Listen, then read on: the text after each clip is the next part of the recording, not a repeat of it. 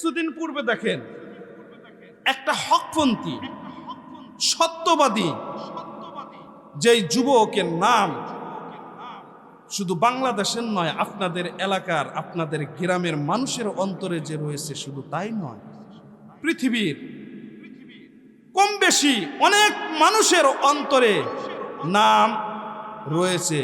যে যুবককে কিছুদিন পূর্বে ঢাকার মধ্যে ওপেন ভাবে গুলি করে হত্যা করেছে, মাথা বরাবর গুলি করেছে, শরীফ ওসমান হাদি। কথা বলেন ঠিক কিনা? এর নাম 4, 5, 10, 15 বছর আগে এর নাম ছিল না, কিন্তু একজন হকপন্থী, হক আকীদার, কোরআন প্রেমিক, হাদিস প্রেমিক, কোরআনওয়ালা, হাদিসওয়ালা একজন সত্যবাদী যুবক, যে নাকি দেশের কথা বলতো, দেশের প্রেমের কথা বলতো, দেশকে ভালোবাসার কথা বলতো, ইনসাফের কথা বলতো, ইসলামের কথা বলতো, যখন দেখলো এই শরীফ ওসমান হাদিকে যদি না থামাই তাহলে তো এর দল ভারী হয়ে যাবে, এ তো হকের বাতি নিয়ে সামনের দিকে অগ্রসর হবে, অতএব যেভাবেই হোক এই ছেলেটাকে থামাতে হবে, এই ছেলেটাকে থামাতে হবে। বাজান, আল্লাহ যদি আপনাকে কবুল করে, এই পুনর্বাসন এলাকার সমস্ত মানুষ এক হয়ে আপনাকে কি নিচের দিকে নামাতে পারবে? কোনদিন সম্ভব না। কথা বলেন ঠিক কিনা?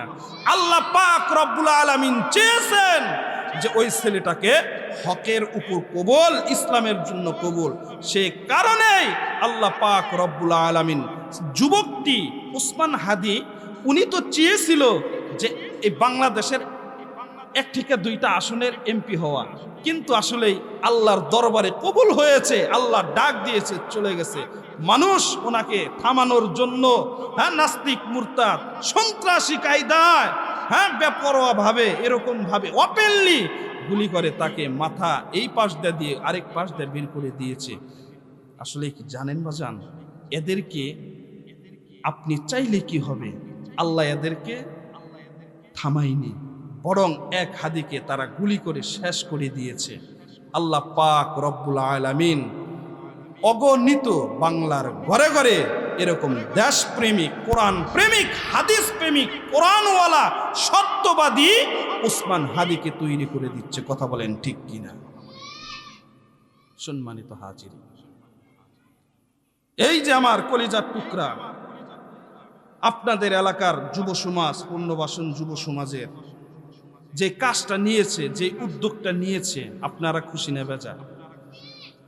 এরা যদি 50, 60, 70, 100 বক্স সেট এনে যদি গান বাজিয়ে দিত, ডিজে যদি শুরু করে দিত, কিচ্ছু করতে পারতেন না, মাটি সহ কাঁপিয়ে ফেলাইতো। কিন্তু এই যে কোরআনের আয়োজন করছে, দেখবেন অনেক মানুষ আছে এই কোরআনের বিরোধিতা করতেছে। কথা বলেন ঠিক কিনা? এরকম থাকবেই। কলিজার টুকরা যুবক ভাই, আমি তোমাদেরকে অনুরোধ করে বলবো, যেহেতু কোরআনের আয়োজন করেছ, তোমাদেরকে থামানোর জন্য ওসমান হাদির মতো অনেক মানুষ তোমাদের পিছে লেগেছে, এই যুবকদেরকে থামাতে হবে।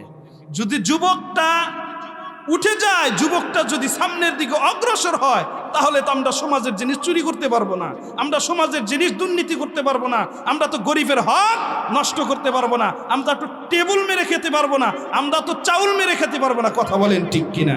অতএব আবু জেহেল যখন ছিল, আমার নবী কোরআনের পয়গাম নিয়ে, কোরআনের দাওয়াত নিয়ে ময়দানে ময়দানে, গ্রামে গঞ্জে, এলাকাতে যখন ছড়িয়ে পড়ছিলেন, তখন আবু জেহেল চেয়েছে কিভাবে এই কালেমার দাওয়াতকে, কোরআনের দাওয়াতকে থামানো যায়, কিন্তু কি পারছে? পারছে কি বাজান?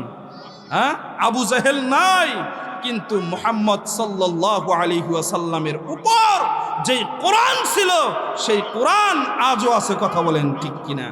আজ পর্যন্ত নাই, পৃথিবী যে পর্যন্ত থাকবে এই কোরআনও সে পর্যন্ত থাকবে। চিল্লা পড়েন সুবহানাল্লাহ। অতএব তোমাদেরকে অনেক সময় অনেক উস্কানি কথা বলবে, যাতে করে তোমরা এই মাহফিল থেকে পিছবা হয়ে যাও, মাহফিল না করতে পারো, এরকম অনেক কথা বলবে, তাতে রাগ করা যাবে না। কথা বলেন ঠিক কিনা? তারাও মরব, কিন্তু তাদের মরণের ভয় নাই। আহা, মরণের ভয় নাই, কবরের আযাবের ভয় নাই, অথচ আমার আল্লাহ আমার মালিক বলেছেন কুল্লু নাফসিন যায়িকাতুল মাউত। চিল্লা পড়েন আল্লাহু আকবার। এই পৃথিবীর বুকে আল্লাহ পাক রব্বুল আলামিন যাহা কিছু সৃষ্টি করেছে একদিন না একদিন মৃত্যুর স্বাদ গ্রহণ করতেই হবে। কথা বলেন ঠিক কিনা?